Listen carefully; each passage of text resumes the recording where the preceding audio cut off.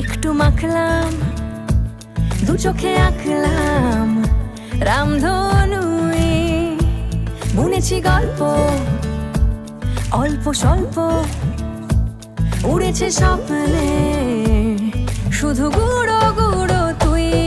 আমি সোনার কাঠি ছুঁই নাকি রূপো কাঠি ছুঁই, আমি জানি না কিছুই।